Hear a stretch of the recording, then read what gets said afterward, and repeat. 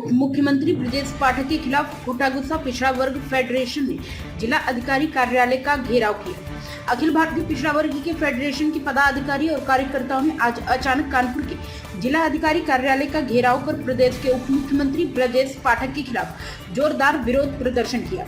आक्रोशित प्रदर्शनकारियों ने ब्रजेश पाठक मुर्दाबाद के नारे लगाए और सरकार की कार्यशैली पर सवाल उठाए। प्रदर्शन की जानकारी मिलते ही मौके पर अफरा तफरी मच गई। जिलाधिकारी जितेंद्र प्रताप सिंह ने तत्काल स्थिति को संभालने के लिए अपना प्रतिनिधि भेजा और आक्रोशित लोगों की समस्याएं सुनी।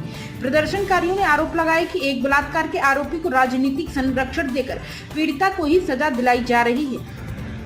उन्होंने सरकार पर दोहरी नीति अपनाने का आरोप लगाया और कहा कि एक ओर सरकार बेटी बचाओ बेटी पढ़ाओ का नारा देती है, वहीं दूसरी ओर बेटियों के साथ न्याय करने में विफल हो रही है।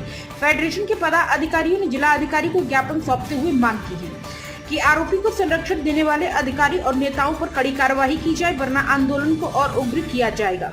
प्राइम संदेश न्यूज से संवाददाता अफजाल हुसैन की रिपोर्ट। मैं बहुजन एकता सामाजिक संगठन का राष्ट्रीय उपाध्यक्ष, ये हमारे अध्यक्ष जी है। आज इस संबंध में ज्ञापन देने आए थे, क्यों नारेबाजी कर रहे थे मुख्यमंत्री के खिलाफ? सर, जो ये सरकार आरोपी जो है, आरोपी को बचाया जा रहा है। कौशाम्बी की घटना है, जी लोहंदा का ग्राम की घटना है। पाल समाज की बेटी के साथ जो अन्याय और अत्याचार हुआ है, उस प्रकरण में सर्वप्रथम जब उस ग्राम के प्रधान ने उस बेटी की मदद की, उसकी मदद के द्वारा उसकी FIR लिखी गई।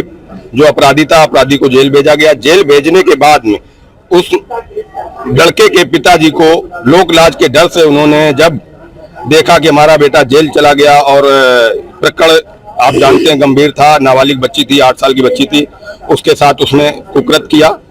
इसके बाद में उन्होंने जब जहर खा लिया, उनकी मृत्यु हो गई, तो उसका आरोप उस बेटी के पिता और चाचा और उनके परिवारजनों पे लगा के उल्टा उनके खिलाफ केस करके उनको जेल भेजने का काम किया गया। इसलिए हम लोगों ने सरकार के खिलाफ, क्योंकि ये सारा काम जो हुआ है सरकार के दबाव में हुआ।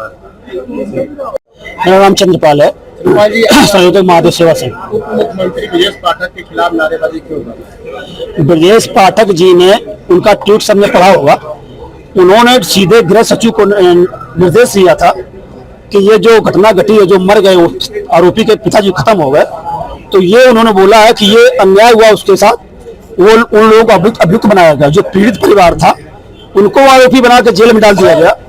उनको ये समझ में नहीं आया। हर व्यक्ति समझ लेगा कि वो जो मृत्यु हुई राम बाबू तिवारी की, उसके पेट में इस तरह से लिखा गया है। हर व्यक्ति ये जानता है कि अपने पेट में खुद व्यक्ति इस तरह नहीं लिख पाएगा। अगर लिखेगा तो वैसा लिखेगा, लेकिन चोर जब चोरी करता है तो कुछ न कुछ गलती जरूर करता है। उन लोगों ने पेट में लिखा, कागज पे इसलिए नहीं लिखा कि ये क्या नाम राइटिंग का मिलान किया जा सकता है, और इस पे पेट पर लिखेंगे तो इससे मिलान नहीं हो सकता, इसलिए लिखा। लेकिन वो गलत है, वो किसी के द्वारा लिखा गया है, जो उसको सुसाइड नोट बोलते हैं। इसमें उनको अभियुक्त बनाया गया, प्रधान को और उसके पिताजी को। ये बिल्कुल सरासर गलत है, संविधान के विरुद्ध कार्रवाई की गई है। DM साहब, आज मुख्यमंत्री को ज्ञापन दिया गया DM साहब के द्वारा।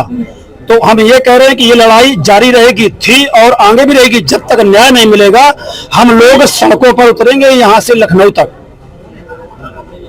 मुख्यमंत्री के खिलाफ मुर्दाबाद के नारे लगा रहे, मतलब पीड़ित के साथ नहीं। मुख्यमंत्री के खिलाफ इसलिए लगा रहे हैं कि वो धृतराष्ट्र की भूमिका में है।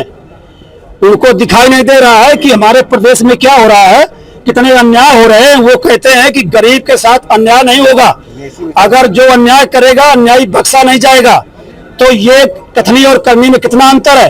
वो बोलते हैं कि किसी महिला बहन बेटी को छेड़ा जाएगा तो हमारा वो क्या बोलते हैं, यमदूत आगे चौराहे पे मिलेगा। तो वो यमराज जो है ना, वो हमें ये लगता है कि सवर्णों को छोड़कर बनाया गया है। और इसी जगह पे कोई अदर समाज का व्यक्ति होता या तो मुस्लिम होता तो उसको उसी दिन उसके पैर में गोली मार के उसको अरेस्ट कर दिया जाता और जमानत भी नहीं मिलती।